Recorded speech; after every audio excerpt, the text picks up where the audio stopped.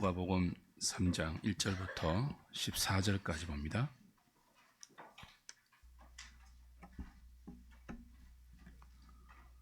신약성경 91페이지 누가복음 3장 1절부터 14절까지 제가 한 절, 여러분이 한 절 교독하겠습니다. 디베rio 황제가 통치한 지 15해 곧 본디오 빌라도가 유대의 총독으로, 헤롯이 갈릴리의 분봉왕으로, 그 동생 빌립이 유드레와 드라고니 지방의 분봉왕으로, 루사니아가 아빌레네의 분봉왕으로,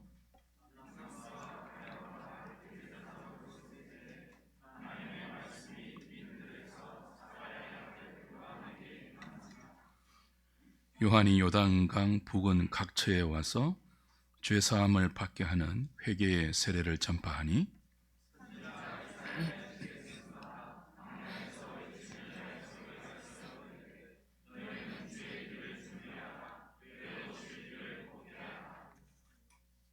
모든 골짜기가 메워지고 모든 산과 작은 산이 낮아지고 굽은 것이 곧아지고 험한 길이 평탄하여질 것이요,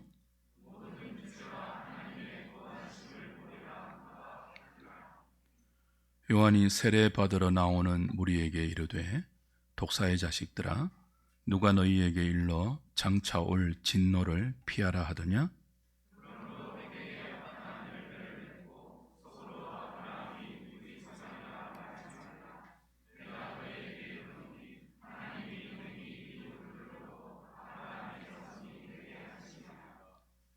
이미 도끼가 나무 뿌리에 놓였으니 좋은 열매 맺지 아니하는 나무마다 지켜 불에 던져지리라.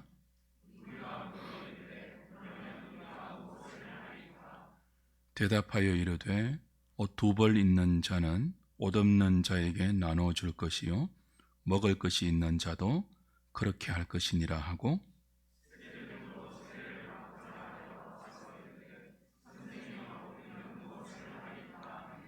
13절 14절 같이 봅니다. 이르되 부과된 것 외에는 거두지 말라 하고, 군인들도 물어 이르되 우리는 무엇을 하리이까 하매, 이르되 사람에게서 강탈하지 말며 거짓으로 고발하지 말고 밟는 급료를 족한 줄로 알라 하니라. 아멘.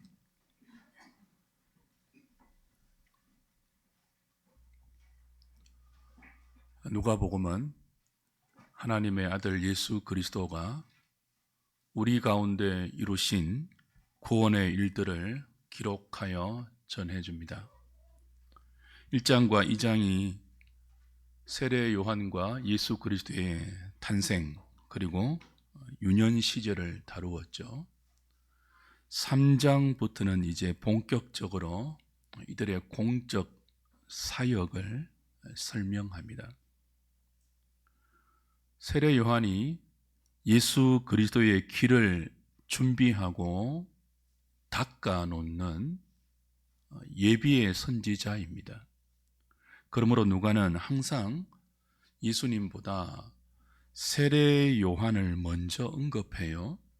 1장과 2장에서 예수님의 출생보다, 예수님의 수태고지보다 세례 요한의 수태고지와 출생을 먼저 다루었지 않습니까? 오늘 3장도 동일해요.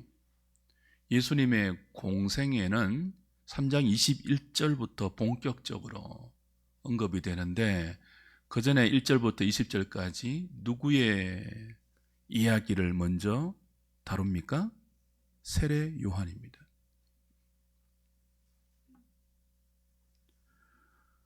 누가는 세례 요한과 예수님이 역사의 전면에 등장하는 이 시기를 1절, 2절에 이렇게 설명하죠. 1절, 2절 다시 보십시오. 한 명의 황제가 나오고, 한 명의 총독이 나오고, 3명의 분봉왕, 그리고 2명의 대제사장이 거론됩니다. 티베리우스예요. 디베rio 황제가 통치한 지 15해, 15년째에 곧 본디오 빌라도는 유대의 총독으로 있고, 헤롯이 갈릴리의 분봉왕으로 그 동생 빌립이 이두레와 드라고니 지방의 분봉왕으로 루사니아가 아빌레네의 분봉왕으로 치리하고 있었고 2절은요. 안나스와 가야바가 대제사장으로 있을 때에 하나님의 말씀이 빈들에서 사가랴의 아들 요한에게 임했다. 그렇게 전해주죠. 디베리오는 로마의 2대 황제입니다. 잔인한 독재자로 알려져 있죠. 이미 우리가 1장, 2장에서 시대적 배경을 확인할 때 로마 1대 황제가 아우구스투스인 것을 살펴본 바 있죠. 그 아우구스투스의 양자가 바로 이 티베리우스입니다. 그가 2대 로마 황제로 등극하여 15년째를 통치하고 있을 때 유대는, 로마의 지배를 받고 있는 유대는 본디오 빌라도, 유약하고 비겁한 지도자로 알려져 있지 않습니까? 이 빌라도가 유대의 총독으로 다스리고 있었고 그 유대 총독의 관할 아래 이 팔레스틴 지방은 4개의 분봉왕이, 4명의 분봉왕이 각기 지역을 나누어서 실권을 행사하고 있었죠. 헤롯 대왕의 3명의 아들이 당시 각각 갈릴리와 그리고 이두레와 드라고니, 아빌레네를 분봉왕으로 다스리면서 정치 권력을 행사하고 있던 때입니다. 세례 요한이 등장하고 예수님이 역사 전면에 하나님 나라의 왕으로 등장하는 그 시기가 이런 때예요. 정치적인 상황이 이러했다면 2절은 종교적인 상황이 어떠했는지를 알려주죠. 2명의 대제사장이 유대 사회의 종교 권력을 장악하고 있었습니다. 그 2명의 이름이 누구죠? 안나스와 가야바예요. 이 둘은요, 장인과 사이예요. 원래 그 유대 사회의 대제사장은 몇 명입니까? 1명이에요. 그리고 종신직이에요. 근데 이 시기는 예수님이 등장하고 세례 요한이 주의 길을 예비하는 선지자로 등장하는 이 시기는 대제사장이 지금 2명으로 소개되죠. 그 안나스는 전임 대제사장인데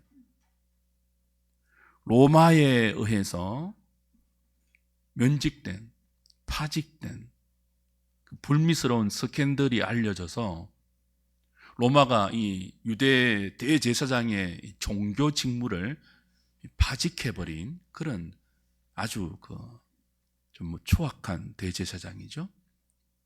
그런데 파직되고 나서도 사위 가야바를 대제사장으로 임명한 것 때문에 여전히 종교의 실권을 행사하고 있는, 요한복음을 보면 예수님이 이제 겟세마네에서 잡혀서 사내들인 공회에 신문을 받지 않습니까?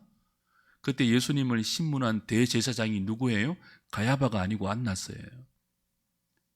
그러니까 로마에 의해서 유대의 대제사장으로 임명된 공식적인 당시의 대제사장은 안나스의 사이 가야바이지만 실질적으로 대제사장의 권력을 행사한 사람은 그의 장인 안나스예요.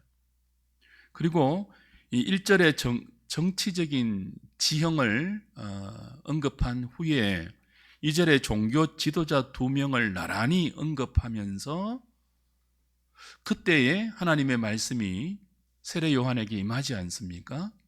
이 말은 그 당시는 정치 권력과 종교 권력이 야합한, 특별히 종교의 권력이 로마에 의해서 지배당하고 있는, 그래서 종교 지도자가 로마의 권력의 눈치를 볼 수밖에 없는 그 권력의 손 아래에서 빌부터 떡고물을 받아 먹었던 그런 그 부패하고 어지럽고 혼란스러운 시기였습니다. 겉으로는 1절에 언급된 이 많은 정치 지도자들의 이름, 2절에서 거론하고 있는 종교 지도자들의 명단, 이들이 당시 세상을 움직이고 세상을 지배하는 것처럼 보이는 이때 하나님은 그들과 아주 대조적인 빈들에 있는 초라한 요한에게 말씀으로 찾아오셔서 세상 나라 속에 당신의 백성들을 구원하여 하나님 나라를 이루는 구원의 경륜을 펼치고 계시죠. 2절 후반부 다시 한번 보십시오. 하나님의 말씀이 빈들에서 사가랴의 아들 요한에게 임한지라. 하나님의 말씀이 어디에 있는 요한에게 임했습니까? 빈들에 있는 요한에게 임했습니다. 그 앞서 언급한 정치 지도자와 종교 지도자는 당시의 시대적인 배경을 제공하는 목적도 있지만 또 다른 목적은요, 하나님의 말씀이 빈들에 있는 요한에게 임했다는 사실을 극적으로 대비하는 역할도 하죠. 정치 지도자들의 화려한 궁전, 종교 지도자들의 그 위험에 찬 성전, 거기에 하나님의 말씀이 임하지 않고 광야 빈들에 있는 세례 요한에게 임하였다. 궁전과 성전, 그리고 광야와 빈들이 대조되고 있죠. 세례 요한에게 하나님의 말씀이 임한 장소가 어디라고요? 빈들입니다. 빈들. 성경에서 빈들, 광야는요, 하나님께서 당신의 종들을 부르시고 연단시키는 부르심의 장소 혹은 훈련의 장소로 자주 등장합니다. 광야는 사람들이 의지할 것이 아무것도 없는 곳이죠. 정치와 경제, 사회와 문화, 종교 모든 영역에서 어지럽게 들리는 분주한 소리도 들리지 않는 곳입니다. 아무것도 없고 아무 소리도 들리지 않아서 오직 하나님만 바라보고 하나님만 의지할 수밖에 없는 환경, 모든 야망과 허망한 욕심을 내려놓고 하나님께 집중할 수밖에 없는 형편, 그 환경과 그 형편 속에서 철저하게 하나님을 배우고 하나님을 의지하는 믿음의 훈련과 연단이 이루어지는 장소가 빈들 광야입니다. 하나님은 애굽에 종살이하던 이스라엘 백성을 모세를 통하여 출애굽시키고 그 구원의 은총을 허락하신 뒤 곧바로 광야로 인도하셨죠. 광야에서 애굽의 노예 근성을 빼십니다. 광야에서 하나님의 백성은 떡으로만 살지 않고 여호와의 입에서 나오는 모든 말씀으로 산다는 믿음의 훈련과 연단을 거친 후 비로소 약속의 땅에 들여 보내셨습니다. 바울이 다메섹 도상에서 주님을 만나고 이방인의 사도로 역사 가운데 등장하기 전에 훈련받고 연단받았던 장소도 아라비아 광야였습니다. 빈들입니다. 모세가 이스라엘 백성을 인도하는 지도자가 되기 위하여 40년 동안 지독한 연단과 훈련을 거쳐 하나님께 부름받은 장소도 어디라고요? 광야입니다. 이처럼 빈들은 우리를 낮추어서 가난한 마음으로 하나님의 말씀을 듣게 하는 가장 적합한 장소이죠. 환경이죠. 주 안에서 사랑하는 여러분, 때로 하나님은 저와 여러분들을 광야와 같고 빈들과 같은 환경으로 인도하실 때가 있습니다. 그런 곳으로 저와 여러분들을 때때로 몰아붙일 때가 있습니다. 왜 그렇게 하실까요? 궁전이 아니고 화려한 성전이 아니고 우리가 기대하고 꿈꾸는 소원과 정반대로 척박한 광야 같은 인생, 아무도 주목하지 않고 아무도 찾아오지 않는 빈들 같은 고독의 시간을 허락하십니다. 왜 그렇게 하신다고요? 주님의 부르심을 받고 우리가 하나님 말씀에 붙들리기 위해서는 누구나 이 광야의 빈들을 거쳐야 하기 때문입니다. 빈들의 과정을 거치지 않고는 자기를 부인하고 자기를 낮추는 가난한 심령으로 하나님의 말씀에 순종하는 천국 백성의 삶을 누릴 수 없기 때문입니다. 그러므로 혹시 지금 하나님이 왜 이렇게 나를 누르시는가? 왜 이렇게 나를 낮추시는가? 왜 이렇게 내 삶을 힘들게 하시고 흔들어 버리시는가? 왜 아무것도 바랄 수 없게 하시고 모든 것을 가져가시는가 하는 생각이 드시는 분이 있다면 그 시간이, 그 환경이 우리로 하여금 철저하게 하나님을 붙들고 주의 말씀에 붙들리는 준비의 시간인 줄 믿을 수 있기를 바랍니다.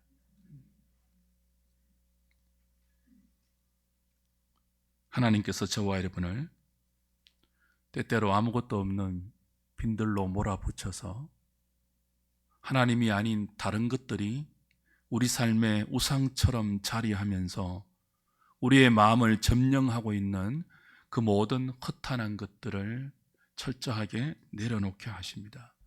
그리고 내려놓아진 그 자리에 하나님 말씀으로 충만하게 채우기 위해서 그냥 여기 있으면, 화려한 도시에 있으면 볼 것도 많고 들리는 소리도 많고 우리를 흔드는 수많은 유혹적이고 매력적인 문화와 허탄한 많은 것들에 우리를 흔들기 때문에 하나님만 바라볼 수 있고 하나님께만 집중할 수 있고 떡으로만 사는 내 인생을 하나님 말씀이 이끌어가는 새로운 삶으로 변화시키기 위하여 때때로 우리가 원치 않는 그 광야의 기간을 하나님께서 허락하시죠. 그러므로 저와 여러분이 비록 우리의 몸뚱아리가 이 바벨론 같은 화려한 도시에 머물고 있다 해도 우리의 생각과 정신은요, 광야의 정신, 빈들의 생각으로 무장하고 있어야 합니다. 도시에 산다고 도시의 정신을 따라가면요, 하나님 말씀이 우리에게 임하지 않아요. 아니, 말씀이 임해도 들리지 않아요.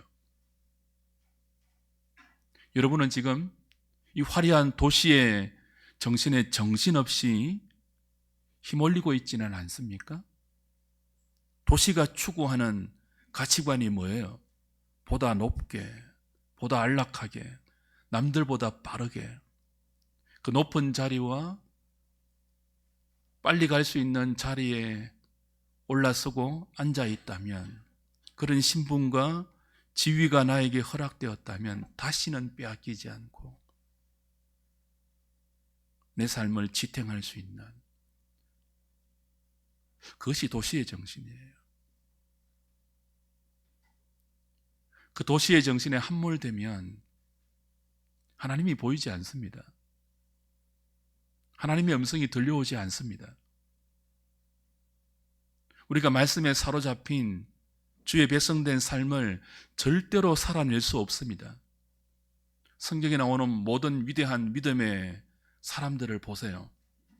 한 사람도 도시의 정신에 붙들린 그 도시의 노예로 살았던 사람이 없습니다. 전부 광야의 정신을 가지고 빈들의 생각을 가지고 오롯이 하나님을 바라보고 자신에게 있는 소유를 의지하지 않고 하나님만이 자신의 최고의 가치라고 유일한 위로요 힘이라고 고백하는 이 빈들의 믿음을 가지고 쓰임받았죠. 하나님은 세례 요한을 학자들에 의하면 20세부터 근 10년 동안, 누가복음 1장 80절 보면 세례 요한의 어린 시절을 광야에서 보냈다, 그런 기록이 있지 않습니까? 세례 요한은 사가랴의 아들이에요. 사가랴는 제사장이에요. 그러니까 제사장 신분이죠. 제사장은 20살이 되면 공적으로 직분을 수행해야 합니다. 그런데 성령에 감동되어서 세례 요한은 제사장 직분을 수행하는 성전으로 가지 않고 빈들로 갔다는 거죠. 거기서 이제 티베리우스 황제가 15년을 통치하는 그 해에 하나님의 말씀이 빈들에 있는 그에게 임한 거죠. 10년 동안, 근 10년 동안 하나님은 세례 요한을 빈들에서 훈련시키고 낮추시고 연단시키고 준비시킨 후 때가 되어서 말씀으로 찾아오시고 그를 역사의 전면으로 하나님의 선지자로 내세워서 주의 길을 예비하고 계십니다. 요한에게 빈들에 있는 요한에게 하나님의 말씀이 임했는데요. 그 말씀이 어떤 내용입니까? 3절 다시 보십시오. 요한이 요단강 북은 각처에 와서 죄사함을 받게 하는 회개의 세례를 전파하니, 그랬죠? 그 3절의 말씀에 유추해 보면 하나님께서 빈들에 있는 요한에게 주신 말씀이 바로 죄사함을 받을 수 있는 회개와 세례에 관한 말씀인 것을 알 수 있지요. 요한은 이 회개의 죄사함을 받게 하는 회개의 메시지를 주로 요단강 북원에서 전파했습니다. 요단강은 이 지구상에 있는 지형 중 가장 낮은 곳에 해당합니다. 죄사함을 받게 하는 회개의 세례를 전파하는데 가장 낮은 지형에서 광야에 외치는 소리로 전파되고 있습니다. 의미심장하죠. 회개하라, 천국이 가까웠다는 예수님의 일생과 동일한 이 죄사함을 얻게 하는 이 회개의 전파를 세례 요한은 광야에 외치는 소리로 어디에서 전파했다고요? 가장 낮은 지형인 요단강 북은 각처에서 전파했습니다. 회개는 낮은 마음을 가질 때 가능하다, 그런 의미가 암시되어 있지 않습니까? 이 소리를 통하여 요단강 북원에서 죄사함을 얻게 하는 회개의 세례를 전파하는 이 광야에 외치는 세례 요한의 소리를 통하여 예수님이 오실 길과 예수님이 행하실 구원의 사역이 준비됩니다. 4절, 5절, 6절 보십시오. 선지자 이사야의 책에 쓴 바 광야에서 외치는 자의 소리가 있어 이르되 너희는 주의 길을 준비하라. 그의 오실 길을 곧게 하라. 모든 골짜기가 메워지고 모든 산과 작은 산이 낮아지고 굽은 것이 곧아지고 험한 길이 평탄하여질 것이요 모든 육체가 하나님의 구원하심을 보리라 함과 같으니라. 자, 하나님께서 때가 되자 빈들에 있는 요한에게 말씀을 주셨어요. 그리고 요한은 그 받은 말씀을 요단강 북은 각처에서 전파했습니다. 그 죄사함을 받게 하는 이 회개의 그 세례에 관한 소리를 들을 때 우리 마음에, 그 소리를 들은 사람들의 마음에 어떤 일이 일어난다고요? 산이나 언덕같이 높아진 마음, 교만해진 마음, 그래서 회개하지 못하는 그런 심령들을 낮추시죠.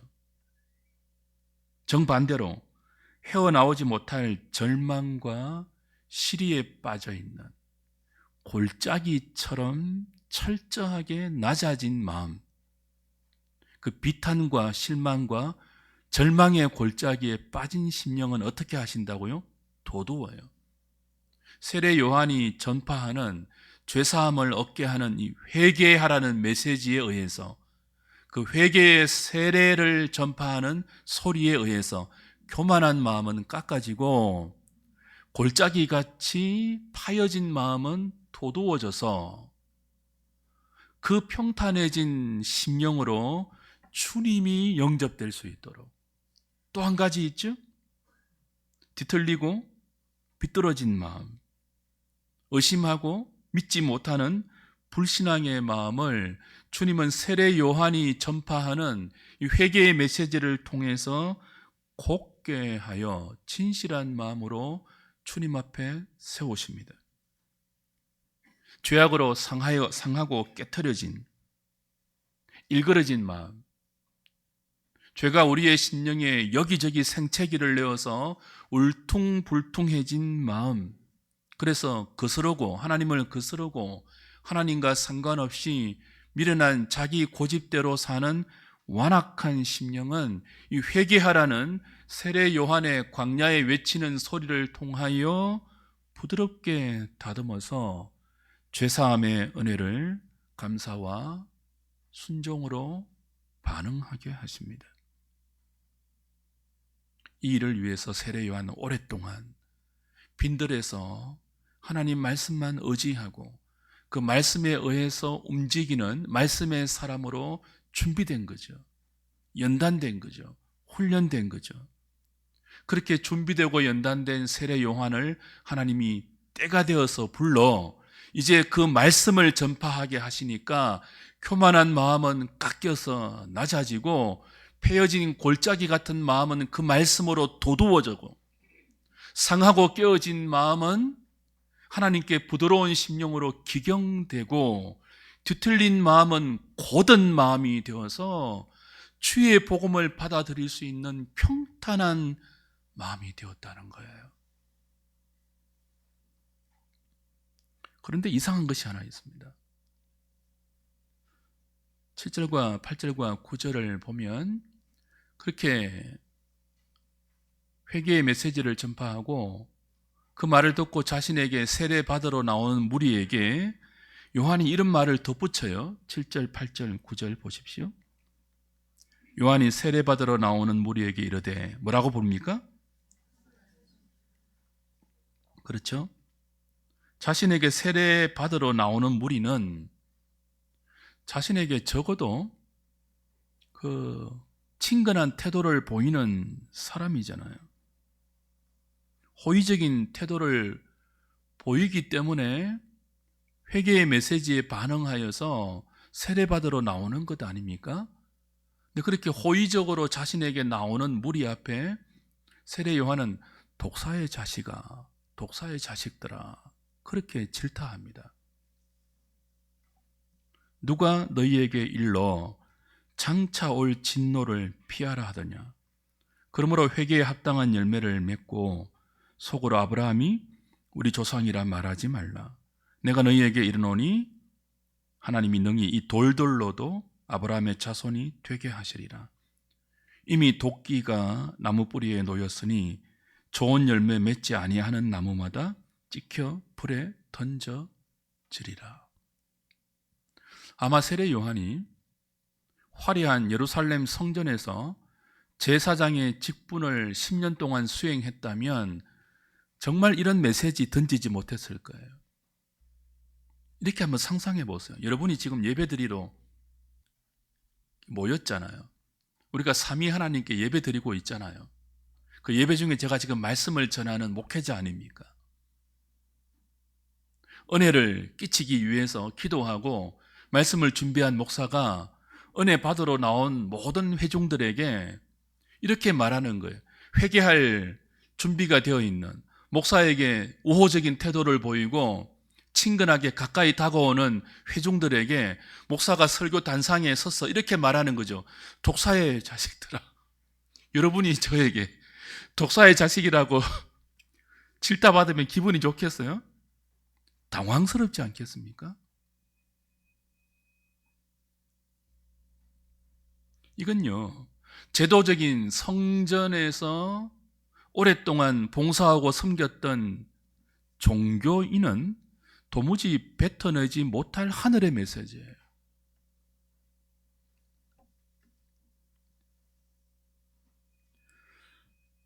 누가 너희에게 하나님의 진노를 피할 수 있다고 말하더냐? 회개에 합당한 열매를 맺지 않으면 도끼가 나무 뿌리에 놓인 것처럼 찍혀서 불에 던져질지 모른다. 그 임박한 회개를 촉구하죠. 자신에게 찾아온 무리들이 얼마든지 당황할 수 있는 이 메시지를 왜 전하겠습니까? 굳이 그냥 부드럽게 회개하십시오. 앞으로 착하게 잘 사십시오. 그럴 수도 있거든요. 근데 왜 그렇게 하지 않습니까? 이사야, 오늘 누가가 4절, 5절, 6절에서 인용한 이사야 40장에 그 답이 있습니다. 이사야 40장 한번 가보세요.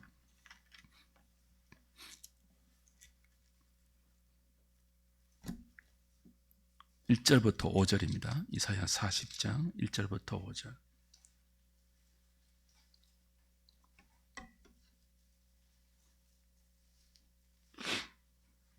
너희의 하나님이 이르시되 너희는 위로하라. 내 백성을 위로하라. 너희는 예루살렘의 마음에 닿도록 말하며 그것에게 외치라. 그 노역의 때가 끝났고 그 죄악이 사함을 받았느니라. 그의 모든 죄로 말미암아 여호와의 손에서 벌을 배나 받았느니라 할지니라 하시니라. 그리고 이제 3절, 4절, 5절에 오늘 누가가 인용한 4절, 5절, 6절에서 인용한 그 부분이 바로 나와요. 외치는 자의 소리여 이르되 너희는 광야에서 여호와의 길을 예비하라. 사막에서 우리 하나님의 대로를 평탄하게 하라. 골짜기마다 도두어지며 산마다 언덕마다 낮아지고 고르지 아니한 곳이 평탄하게 되며 험한 곳이 평지가 될 것이요 여호와의 영광이 나타나고 모든 육체가 그것을 함께 보리라. 이는 여호와의 입이 말씀하셨느니라.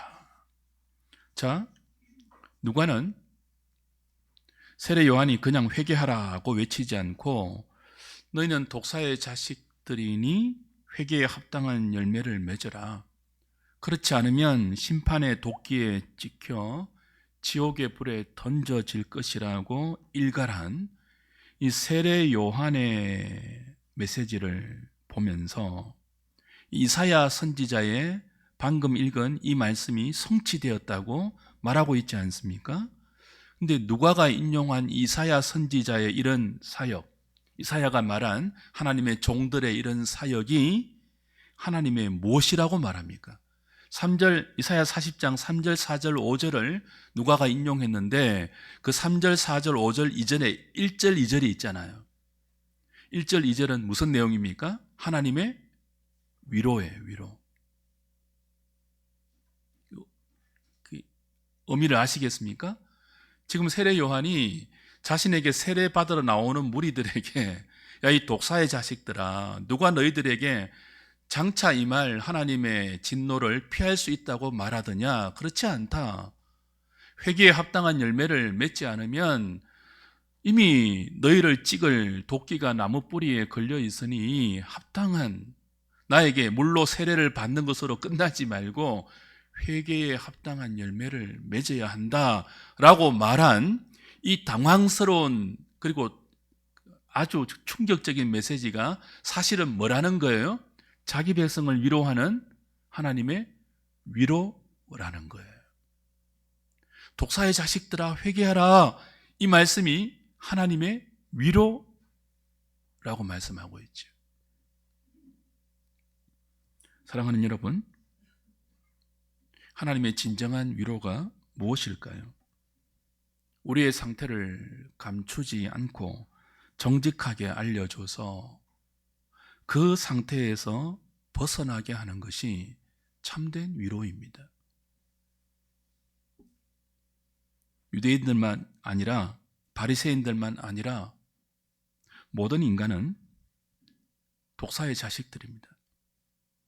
저와 여러분들이 독사의 자식들이에요. 겉보기에는 멀쩡하여도 우리의 속은 허물과 죄로 죽어서 육체의 욕심을 따라 살고요, 마음에 원하는 것을 행하면서 하나님을 거스르고 있는 본질상 진노의 자녀가 우리의 영적 실상입니다. 우리의 속은요, 다 독을 품고 있습니다. 그 독으로 다른 사람을 죽일 뿐 아니라 자기 자신도 죽이면서 사는 모든 인생이 우리의 본질입니다. 이걸 적당하게 세련된 말로 듣고 적당히 주일날 교회 나오시고요, 적당히 헌금하시고요, 적당히 이렇게 봉사하시면서 살면 하나님이 구원해 주십니다. 그건 참된 위로가 아니죠. 우리에게 회개를 일으키지 않는 사탕 발림 같은 달콤한 말들은 우리 삶에 하나님의 죄사함의 은총을 온 마음으로 받아들여서 그 죄사함을 주시는 그리스도를 나의 왕으로 모시고 그 왕 대신 주님께 나의 모든 것을 맡기고 그분을 나의 주인으로 모시면서 그 주인이 인도하는 대로 따라가는 삶을 사는 것이 회개인데, 그 회개에 이르지 못하게 하는, 지금 그냥 그대로도 안주할 수 있는 화려한 도시의 정신에 매몰되어서 그 도시의 최고봉의 자리에 앉는 것을 인생의 최우선 가치로 사는 그 정신과 그 생각과 그 생각이 이끄는 삶을 돌이키지 않고도 얼마든지 구원받을 수 있다고 말하는 것은 하나님의 위로가 아니라는 거예요. 우리의 실상, MRI를 찍으면 어떤 부위에 암이 있고 그 암이 발견되면 어떻게 해야 살 수 있는지를 정확하게 말해주는 것이 환자에게는 참된 위로예요. 암이 온 세포에 퍼져서 나를 사망으로 이끌고 있는데 괜찮습니다. 적당하게 소화제 드시고요, 적당하게 두통약 드시고요, 그렇게 살면, 긍정적으로 살면 됩니다. 그건 참된 위로가 아니잖아요. 지금 당신의 상태는 독사의 자식과 같습니다. 속에 자신을 죽이는 독이 가득해 있습니다. 죄악의 독이 가득해 있습니다. 이 독을 처리할 수 있는 방법은 혈통으로 아브라함의 자손이라는 이 인간의 외적인 조건, 혈연, 학연, 지연으로 이 죄악의 독을, 이 사망의 독을 처리할 수 없습니다. 하나님은 돌들로도 아브라함의 자손을 만들 수 있는데 육체의 혈통으로 구원에 이를 수 없기 때문에 회개해야 합니다. 그리고 이 물로 받는 회개의 외적인 표지만으로 그치지 마시고 그 회개에 합당한 열매를 하나님과 사람들 앞에 보여야 합니다. 이 메시지가 죄인들에게, 독사의 자식 같은 우리에게는 참된 하나님의 위로라는 거예요. 이 메시지가 성령의 능력으로 우리의 심령에 들려올 때 비로소 산과 언덕과 같은 교만한 우리의 심령이 깎일 수 있어요. 이 메시지가 골짜기 같은 사람이 살아가는 틈바구니 속에서 온갖 시리와 좌절과 절망을 경험하고 내 인생에 여기저기 골짜기 같은 홈들이 파여져 있는 그 모든 골짜기를 도두어서 십자가에 죽으시고 부활하신 그리스도를 영접할 수 있는 믿음의 가난한 심령으로 만들어준다는 거예요. 그래서 이 소리가 하나님의 위로라고 이사야는 예언했던 거죠. 주 안에 사랑하는 여러분, 정말 그렇죠. 어떤 인생이든 하나님의 구원을 자신의 생명으로 누리려면 가난하고 애통하고 낮은 마음으로 자신이요 독사의 자식임을 인정해야 합니다. 내가 독사의 자식이라고? 정말 기분 나빠서 교회 못 다니겠다. 나를 보고 독사의 자식이라고 말하는 주님을 나는 나의 주인으로 모실 수가 없다.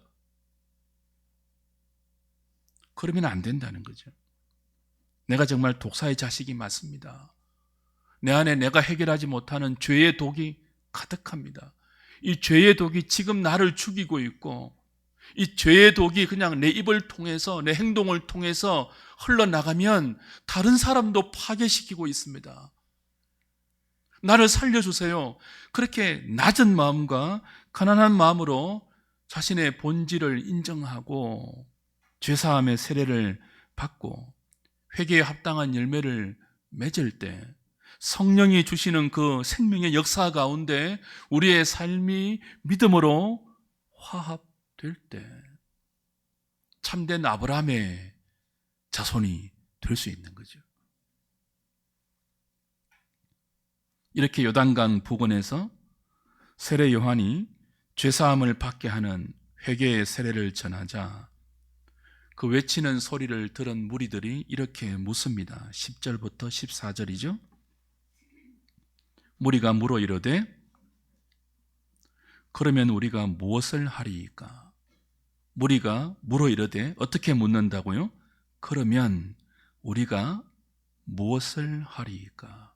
오늘 여러분에게 이 질문이 있어야 됩니다. 기분 나쁜 말을 들었잖아요. 네가 독사의 자식이다. 그런데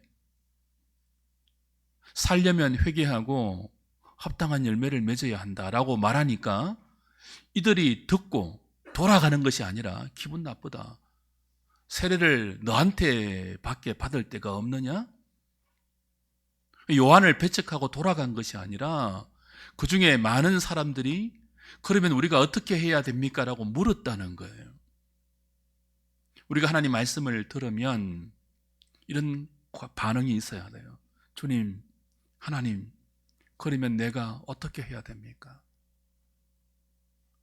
내가 하나님의 나라를 생명으로 누리려면, 내가 이 죄악된 삶에서 돌이켜 거룩하고 어려운 삶을 살려면 그러면 이제 무엇을 해야 됩니까? 내가 물어야 돼요. 이 질문이 하나님께 던져지는 오늘 복된 예배의 시간이 되기를 바랍니다.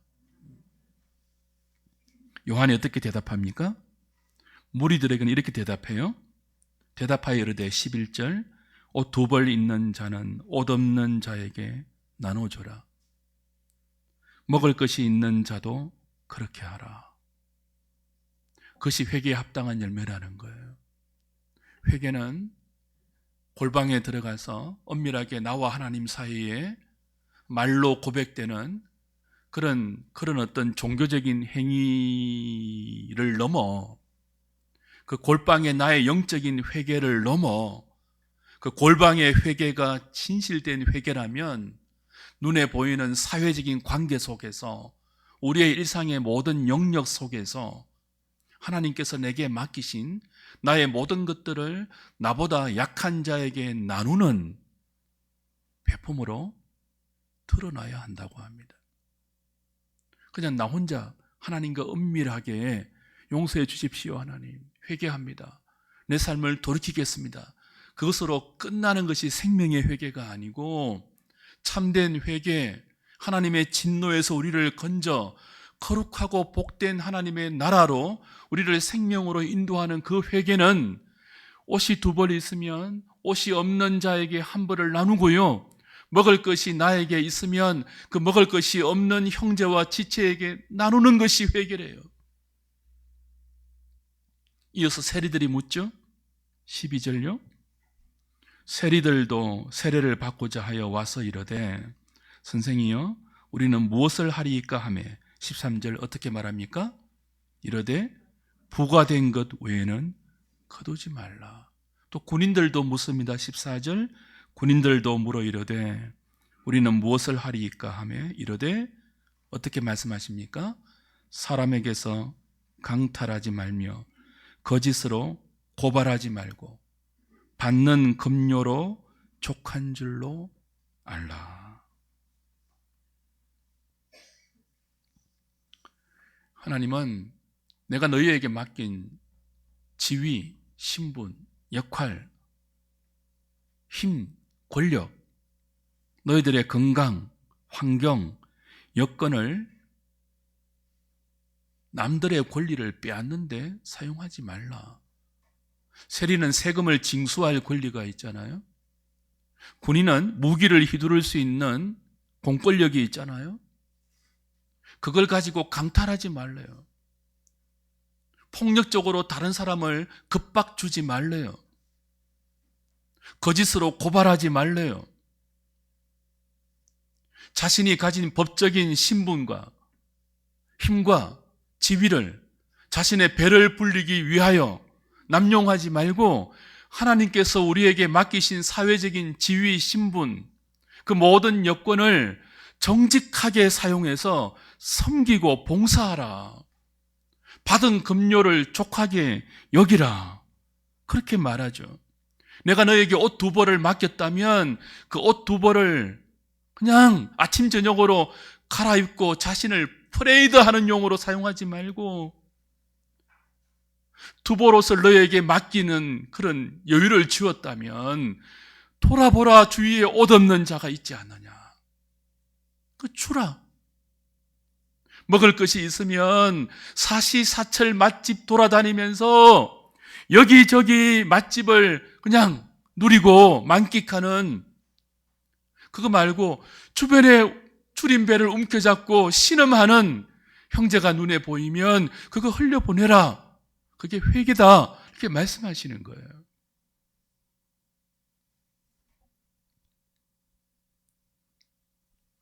너희가 죄사함을 받은 회개의 열매를 맺는 하나님의 백성이라면 하나님 백성이라고는 도무지 말하기 어려운 부끄러운 일들 하지 말라. 목사라고 하면서 장로라고 하면서 권사라고 하면서 집사라고 하면서 세상의 정치 이대 오길에 그냥 휘둘려서 입만 열면 싸우고 다투고 거기에 자신을 다 던져서 흥분하지 말고